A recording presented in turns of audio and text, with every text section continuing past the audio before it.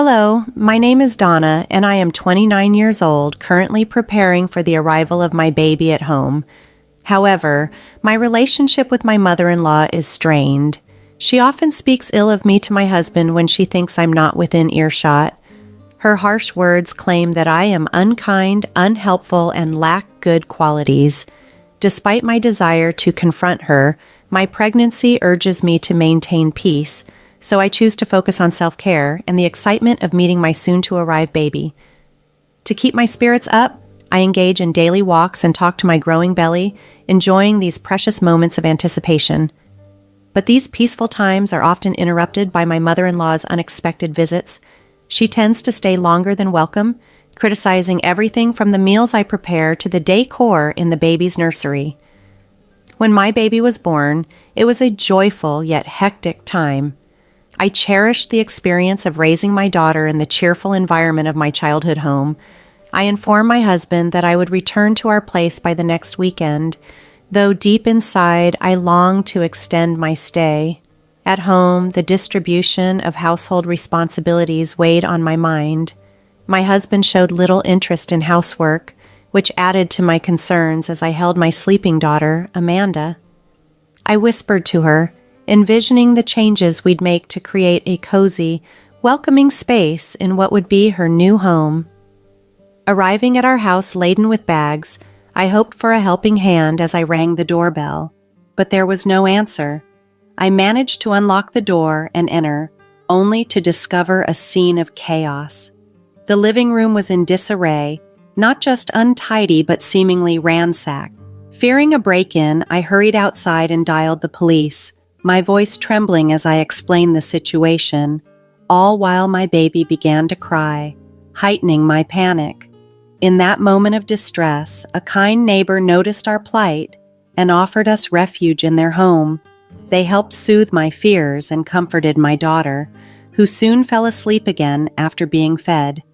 This gesture of kindness amidst the turmoil was a small solace on an overwhelming day. When the police sirens echoed nearby, I walked back to my home with the neighbor's comforting presence beside me. The front door remained securely locked. Overwhelmed by the disarray I had discovered earlier in the living room, I hadn't dared to check the rest of the house. As I recounted the situation to the police, they praised my decision to stay outside, explaining the potential danger of confronting a burglar. Their words made me realize the gravity of the situation, amplifying my initial fears. Just as I finished explaining, a voice tinged with uncertainty cut through the tension. "What's going on? Why are the police here?" It was my mother-in-law. I quickly briefed her. "It's serious. Our house was broken into and we suspect it was a burglary. The police are here checking everything." Before she could respond, I felt a sudden, sharp pain on my cheek. My mother-in-law had slapped me. My vision swam with the shock, and amid the gathering crowd of neighbors and officers, I instinctively clutched my stinging cheek. Her face was flushed with anger as she shouted, accusing me of being irresponsible for involving the police in a burglary. Her reaction stunned me. I couldn't fathom why she was so furious, especially with the pain now throbbing in my cheek. A neighbor stepped in, trying to explain that calling the police was the appropriate action and that their role was precisely to handle such incidents. However, my mother-in-law was relentless. She continued to berate me for having returned to my parents' home during my childbirth period, calling me useless for not staying at home to manage the household duties. She was upset that I had caused a scene by summoning the police. Despite the attempts of everyone around to calm the situation and defend my actions, her anger did not subside. Her words echoed in my ears, adding to the surreal and distressing atmosphere of the day. As I tried to understand the unfolding chaos, I noticed something odd. Despite our home potentially being burglarized, my mother-in-law showed no concern for any missing items. Furthermore, it struck me as strange that even though this was the first time she was meeting her grandchild, she displayed no interest in her.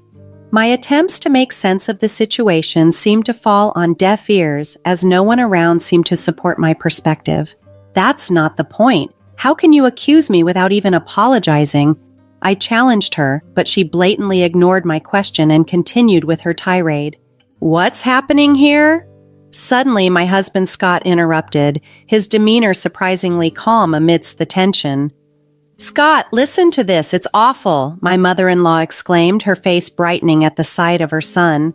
"Donna has called the police, can you believe it? She insists we've been burglarized, but that's just ridiculous," she scoffed. "Is that true, Donna? Maybe you're mistaken about the burglary? It's bothering the neighbors, you know, and the police have other things to deal with," Scott said, attempting to defuse the situation. I was taken aback, not just by my mother-in-law's dismissal, but also by Scott's unexpected stance. "Wait, Scott, our house isn't just messy. The police are still investigating. We can't be sure if it's a burglary, but something is wrong with how things are inside. We need to check if anything's missing and file a report," I insisted. "No, absolutely not," Scott cut me off sternly. "But why?" The confusion was mounting, making the conversation increasingly bewildering. Tears began to well up in my eyes as the reality set in. I had returned to a home where no one was present, and everything was in disarray. The lack of support and the dismissive attitudes of my husband and mother-in-law left me feeling utterly isolated and misunderstood. The distress of not knowing what had happened to our home compounded my emotional turmoil.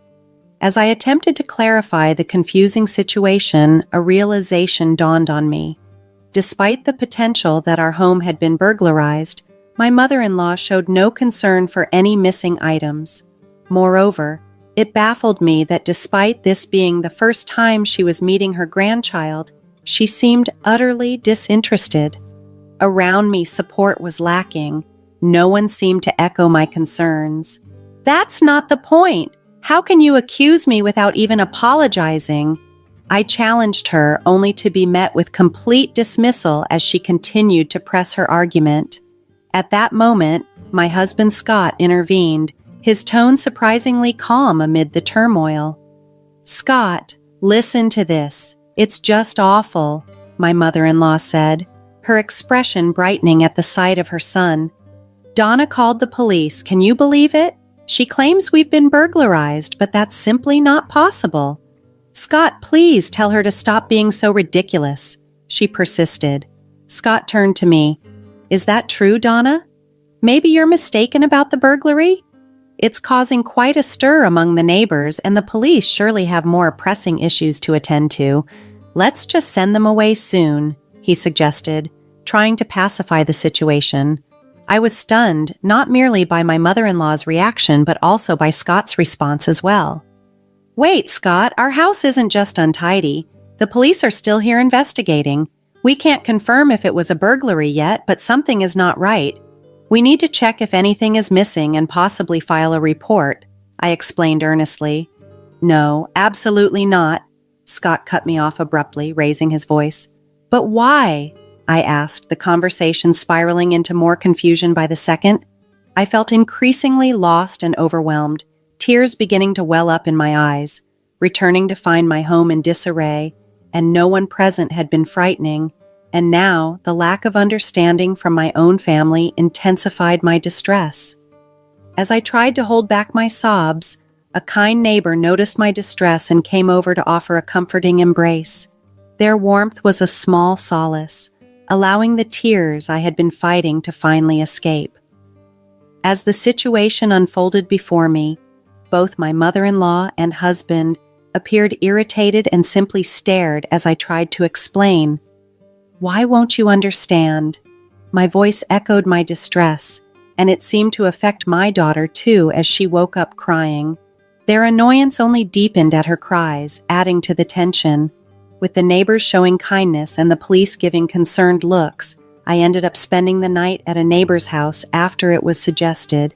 "Donna's just overreacting, let's go inside." My mother-in-law dismissed the situation while my husband added, "Yeah, Donna, calm down." They seemed unfazed by the chaos in our home and went inside quickly after the police concluded their preliminary investigation.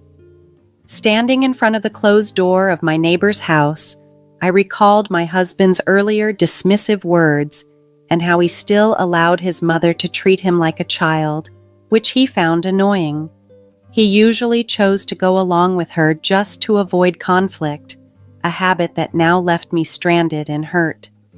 Despite feeling isolated, I couldn't just stay outside indefinitely.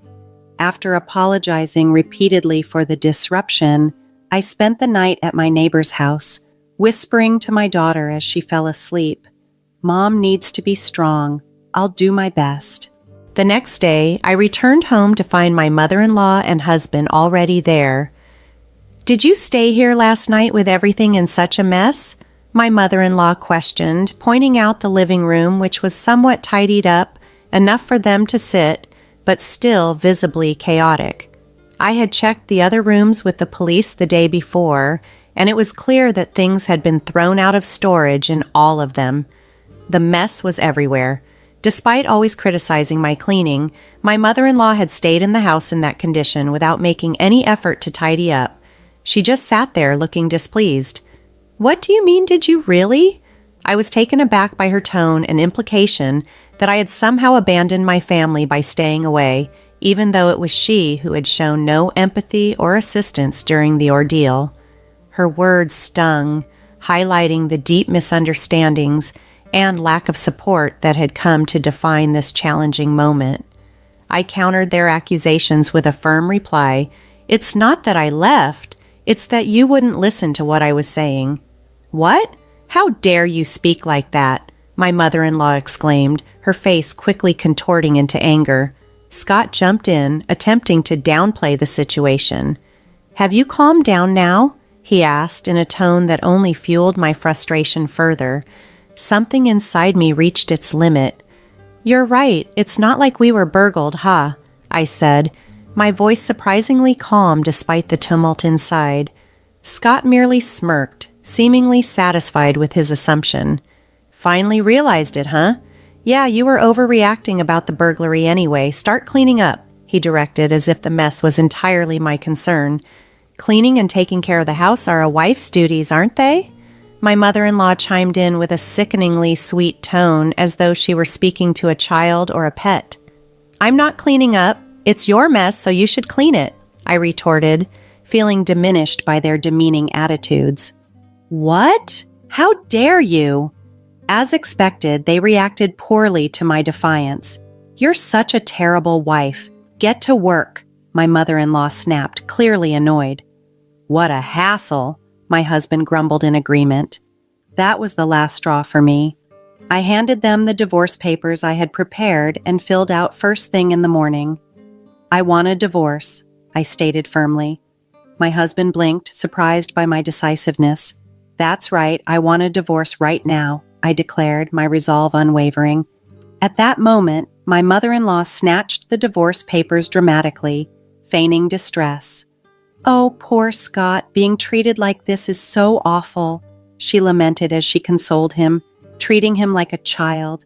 "Such a big baby, aren't you?" I thought bitterly, my patience completely exhausted. "What did you just say, Donna?" they both snapped, their anger reaching a boiling point. "Did you not hear me, or are you pretending not to understand?" "Scott, sign the divorce papers now." I knew it was petty. I knew I shouldn't stoop to their level, but I was not going to back down this time. At that point, I couldn't care less about their demands. "Stop joking around and apologize," they shouted, pushing me to the ground and pinning me down forcefully. Scott's strength was overwhelming, making it hard for me to breathe, and tears filled my eyes. Just then, my parents arrived, rushing to my aid, followed by the friendly officer I had met the previous day.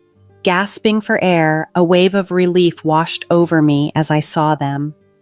"Why are you barging in here like this? Leave immediately," my mother-in-law demanded, her voice laced with outrage, as she and my husband were restrained by the officer, struggling and squirming against his grip. "It's useless. You've been caught assaulting someone," the officer declared. With my father's help, I stood up, my resolve strengthening as I looked at the two figures still trying to break free. "Actually, I asked the officer to come and check on the situation from yesterday. I never expected an attack," I explained calmly, my voice steady despite the chaos.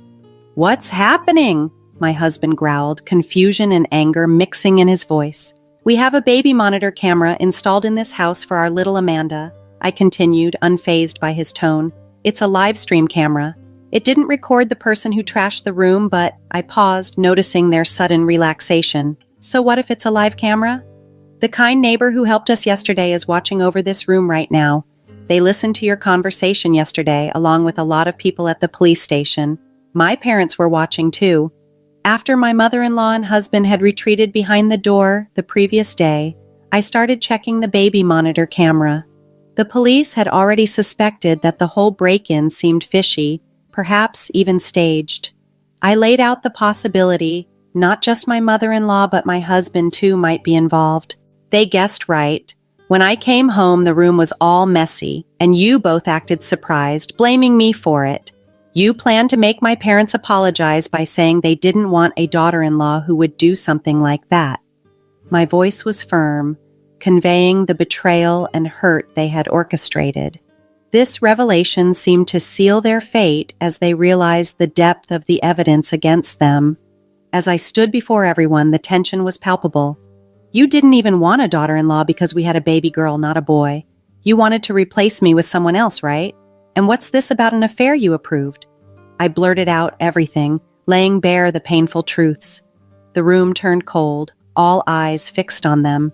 "It must be a mistake," my husband stammered, his voice betraying his nervousness. "No way. I would never cheat." "Donna, do you still have more to say?" "Stop this nonsense," my mother-in-law snapped, momentarily losing her composure, which only alienated her further from everyone else. I stood my ground, unwilling to be judged on such unfair terms. "I don't want a family that doesn't care about how our baby is doing. It's not right that our neighbor, who has been looking after her, shows more love than my own family." The decision was clear in my mind. I'm going back to my parents' house. Yes, I'll file for divorce and fight for custody of our daughter. It seems that's what you all wanted. No, wait a minute, not to the police station. I don't want to go. Let go. Both my mother-in-law and husband caused a scene as the police took them away. In the aftermath, they became infamous in the neighborhood, and not in a good way. They tried to make amends by offering me a divorce settlement, but it was too late. The rumors had already spread, and despite their insistence, no one believed them. I returned to my parents' house, where I am now raising my daughter with their support. Through a friend's recommendation, I found a job nearby. It's not easy and I have my worries, but when I see my daughter's smiling face, I feel a renewed determination to do my best. I'll work hard to raise Amanda well, ensuring she grows up nothing like her father.